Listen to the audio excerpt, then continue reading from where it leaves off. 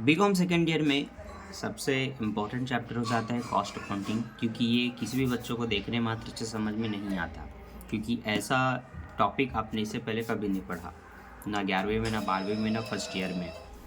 तो इस चैप्टर का नाम है ठेका लागत विधि। ठीक है, चैप्टर 12 है ये, यूनिट 3 में काउंट आता है।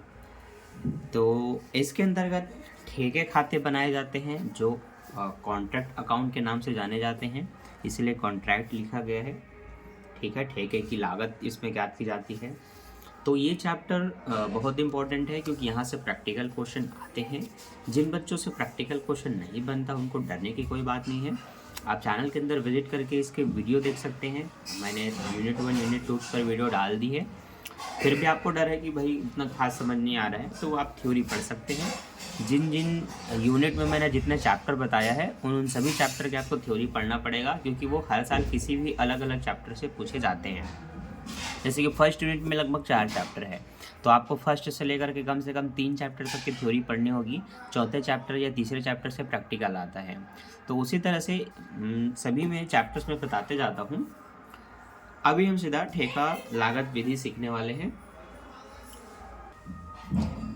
तो जिन बच्चों के पास बुक नहीं होगा वो इस थ्योरी का स्क्रीनशॉट ले ले, या फिर यहाँ से देख करके पढ़ लेंगे। ये थ्योरी आने वाली होती है कि ठेका क्या है, ठेका लागत विधि के प्रमुख तत्व समझाइए, साथ ही साथ इसका नमूना तैयार कीजिए। भी इस तरह से पूछा जाता है तो ये उसका नमूना होता है, जो कि आपको इस तरह से तैयार करके दिखाना होता है।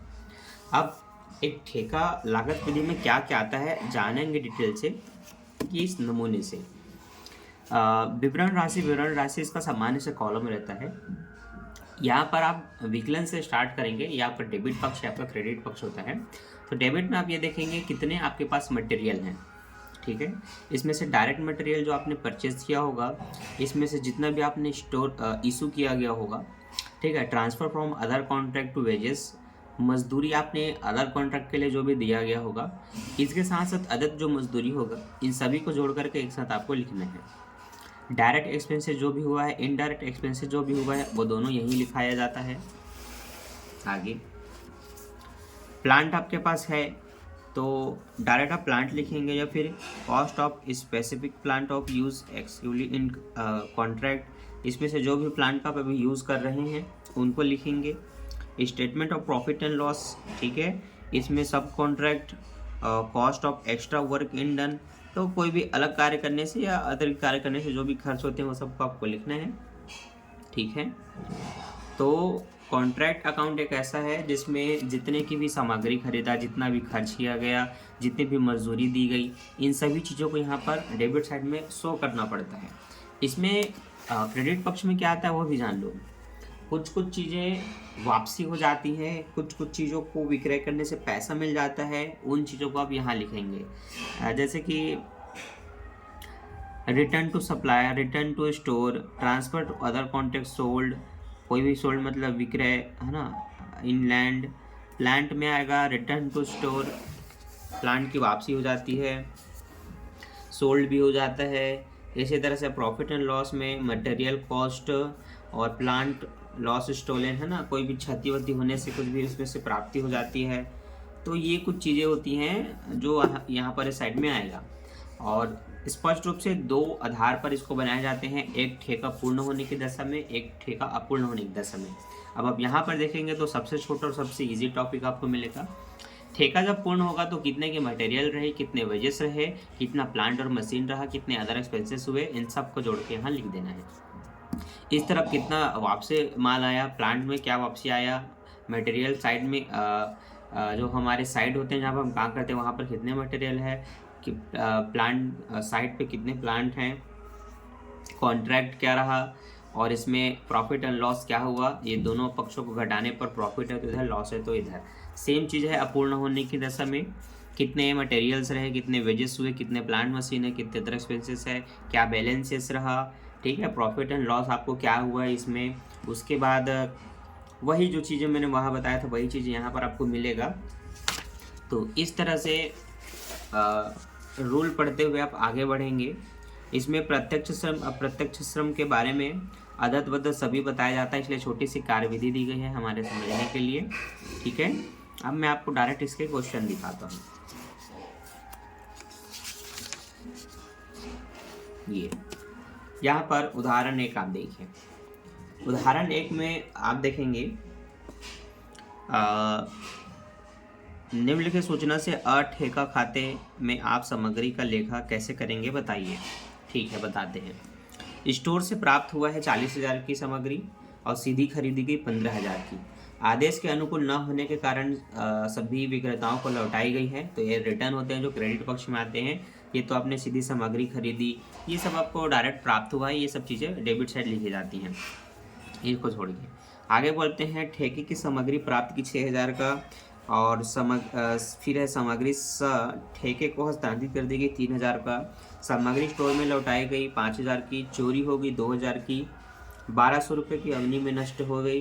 300 रुपये की ठेके कार्य की प्रक्रिया में क्षय हो गई। 2,000 की लागत की सामग्री को 2200 रुपये में बेच दी गई और 300 की जो क्षय हुई थी उसमें से केवल 100 रुपये प्राप्त हुई। अंत में हाथ में 40,000 की सामग्री थी। देखो, अब इससे जो क्वेश्चन बनने वाले हैं उसको ध्यान देना। सबसे पहले आपको पता है स्टोर से सीधा 40,000 की सामग्री प्राप्त हुई, वो रहेगा डेबिट साइड। तो देखो मटेरियल फ्रॉम स्टोर है ना, स्टोर से प्राप्त मटेरियल 40,000 का, सीधी क्रय की गई है ना, तो मटेरियल परचेस करके आप 15,000 लिखेंगे। इसमें आदेश के अनुकूल न होने के कारण कुछ चीज़ें लौटाई जाती हैं, तो उसका संबंध डेबिट से नहीं क्रेडिट से होता है। वापसी को यहाँ लिखना है, मैंने बताया था। तो 2,000 को देखो यहाँ पर लिखा गया मटेरियल रिटर्न सप्लायर है ना, जिससे आया था उसको रिटर्न कर दिया। अगला है ठेके से सामग्री प्राप्त की 6,000, जो आप प्राप्त करेंगे वो आपको डेबिट साइड लिखना है। तो देखिए 6,000 के आपने प्राप्त किया, तो material transfer from B contract 6,000। ठीक, सामग्री ठेके को हस्तांतरित की गई 3,000 का, जो आप हस्तांतरण करेंगे वो आप यहाँ लिखेंगे। तो 3,000 देखिए यहाँ पर है। ठीक है, पहले वापसी था, दूसरा हस्तांतरण है। अगला सामग्री स्टोर में लौटाई गई 5,000 का, ये भी यहीं रहेगा, लौटाया गया जो रिटर्न होते हैं। सामग्री चोरी हो गई 2,000 की, ये भी यहीं रहेगा। 1,200 रुपये का अग्नि से नष्ट हो गया, ये भी रहेगा। चोरी होने से अग्नि में नष्ट होने से पूरा लॉस होता है, तो ऐसे दोनों हानियों को एक साथ जोड़ करके आप इस तरह से लिखेंगे। इसके बाद 300 रुपये ठेकेकार की प्रक्रिया में क्षय हो गया। इसको डायरेक्ट नहीं लिखना होता है, किसी भी साइड में पहले देखना पड़ता है कि 6 में से अंत में कितना प्राप्त हुआ है, कितना बचा, आगे पढ़ेंगे। 2,000 की सामग्री की लागत को 2200 रुपये में बेची गई। ठीक है, 2200 रुपये में बेचा गया, ये आपका इधर आता है। तो 2200 रुपये आप यहाँ पर देखेंगे, 2,000 को नहीं लिखेंगे। और कार्य प्रक्रिया में क्षय हुई 300 की जो क्षय हुई थी उसमें से केवल 100 रुपये में बेचा गया बोला है, तो 100 रुपये आपका यहाँ आएगा। अंत में जो भी आपके पास है 4,000 की सामग्री बोला गया वो आपका यहीं रहेगा। इस तरह से मुख्य 3-4 चीज़ें आपने यहाँ लिखा और बाकी चीज़ें यहाँ रही, सबको जोड़ करके इनके साथ घटाना है। जो भी डिफरेंस होता है वो प्रॉफिट एंड लॉस करके लिखा जाता है। यहाँ पर टोटल बैलेंस करने की ज़रूरत नहीं होती, लेकिन बस जोड़ घटा करके जो आता है शेष वो आपको लिखना पड़ता है to profit and loss statement या लाभ हानि खाते को बोल करके। ठीक है, नो डाउट। ठीक, तो इस तरह से आप इसको बनाते हैं और इसी तरह से आप एक एक एग्जाम्पल इसमें देख सकते हैं। धीरे धीरे आपको सारे क्वेश्चन समझ में आने लगेंगे और आप बखूबी क्वेश्चन आराम से बना सकते हैं। ठीक है, अब ये रहा एक और उदाहरण। 1 मार्च को 60,000 रुपये का प्लांट ठेके को निर्गमित किया गया। ठीक है, 3,000 रुपये की लागत का प्लांट 31 अगस्त को ब को ठेके को हस्तांतरित कर दिया गया। तो इतने के प्लांट को हमने ब को दे दिया। 2,000 की लागत का प्लांट चोरी हो गया और तथा अन्य 2,000 की लागत आग से नष्ट हो गया। ठीक है, यह प्लांट पूरे मूल्य से अग्नि बीमा कराया हुआ था। 5,000 की लागत का प्लांट 4500 में बेच दिया गया। अंत में दिसंबर को 10% ह्रास चार्ज किया जाता है प्लांट पर। संपत्ति पर ह्रास लगाया जाता है, जो कि इन्होंने जैसा बताया वैसा किया जाएगा। आपके पास 60,000 के प्लांट आपने निर्गमित किया था, आप यहाँ पर इशू करके बताएंगे प्लांट कितना आपने निर्गमन किया, 60,000 का। ठीक है, इसमें से 3,000 का आपने किसी को ट्रांसफ़र किया था, तो देखिए 3,000 ट्रांसफ़र करके आपको लिखना है। ठीक है, और 31 अगस्त को आपने ट्रांसफ़र किया था, तो ह्रास तो लगाना ही है इसमें, प्रतिवर्ष बोला है तो आपको अगस्त, सितंबर, अक्टूबर, नवंबर, दिसंबर, जनवरी, फरवरी, मार्च, है ना। तो हाँ इसमें ठीक, अगर आप मार्च से गिने तो मार्च, अप्रैल, मई, जून, जुलाई, अगस्त होता है ना। इनके अनुसार 1 मार्च से लोग शुरू होते हैं। देखिए 1 मार्च से इन्होंने शुरू किया है तो उसके हिसाब से गिने तो 6 महीने का इस पे ह्रास लग रहा है। तो आप इस तरह से गिनेंगे जो भी इसकी प्रारंभिक तिथि है। तो आप देख सकते हैं इसलिए 6 माह का इस पे ह्रास लगाया गया है जो कि है 150 रुपये।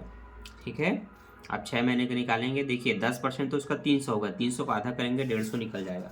तो इसको इसमें घटा करके जो एक्चुअल के प्लांट है वो आप शो करेंगे 2850 रुपये। ठीक है, इसके बाद बताया गया था कि 2000 रुपये का लागत का माल चोरी हो गया था 2000 की लागत का माल आग से जल के नष्ट हो गया। दोनों को एक साथ जोड़ के बता सकते हैं, अलग अलग भी दिखाएंगे, कोई दिक्कत नहीं है। ठीक है, स्टोलन मतलब ये आपका चोरी हो गया, ये डिस्ट्रॉय हो गया आग वाग से। ठीक है, इसके बाद क्या बताया गया है, यह प्लांट पूरे मूल्य से अग्नि बीमा कराया हुआ था, 5000 की लागत का माल 45 रुपये में बेच दिया। कितने में बेचा, 4500 में। तो जितने में बिक रहा है उसको आप यहाँ लिखेंगे। तो ये 4500 देखिए इस साइड में लिखा हुआ है। ठीक, आगे बढ़ते हैं। हाँ, लॉस जो होता है क्रय विक्रय में वो भी आपको दर्शाना है। 5000 का था, 4500 में बेचा तो 5 रुपये का लाभ हानि हुआ, तो लाभ हानि करके आपको यहाँ पर इस तरह से दर्शाना है। ठीक है, उसके बाद देखिए 31 दिसंबर को प्लांट पर 10% ह्रास चार्ज किया जाएगा, ये बताया था। ठीक है, अब हमको क्या करना है, 60,000 में से इन सभी को जोड़ करके घटाना है। देखिए 48,000 का अमाउंट कैसे आया, ये यहाँ पर कार्यविधि में बताया गया है। जितने का भी आपने प्लांट इशू किया था उसमें से ये चीज़ें घटती हैं, जैसे कि ट्रांसफ़र किया गया प्लांट, है ना, चोरी हो गया, आग में जल गया या बेचा गया। कुल मिलाकर एक टोटल 12,000 के हैं, तो 60 में 12,000 घटा दो, 48,000 आएगा। साइड में कितने प्लांट आपके बाकी हैं, वो है 48,000 के। इस 48,000 पर भी आपको 10% देना होता है।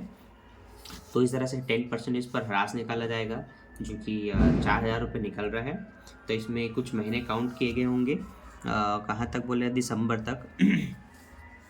मार्च, अप्रैल, मई, जून, जुलाई, अगस्त, सितंबर, अक्टूबर, नवंबर, दिसंबर, 10 महीने का ह्रास लगेगा, इसलिए 10 मंथ लिखा हुआ है।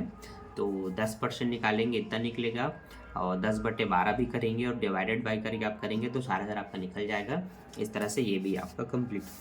ठीक है, तो इसी तरह से आप एक एक उदाहरण देखते जाएंगे, अपने आप से समझते जाएंगे और ये टॉपिक जो है वो क्लियर होते जाएगा।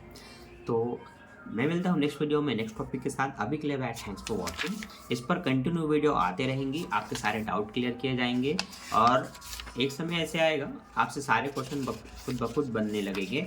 बस शर्त है कि आपको सारे एग्जाम्पल देख देख के प्रैक्टिस करना पड़ेगा। जो मैं समझाऊंगा उसको ध्यान से देखना पड़ेगा, उसके आधार पर उनको कम से कम 2 बार बनाना होगा। 2 बार बनाने से आपको चीज़ें बहुत सरल लगने लगेंगी और आसानी से बनने लगेगा। तो नए में थोड़ी सी दिक्कत होती है, और वीडियो को 2 बार देखा करो, फिर बना करके देखा करो, चीज़ें सरल हो जाएंगी। ठीक है, तो अभी के लिए bye, thanks for watching. Video आते रहेगा, चैनल को सब्सक्राइब कर लेना और वीडियो को लाइक कर देना। Bye bye.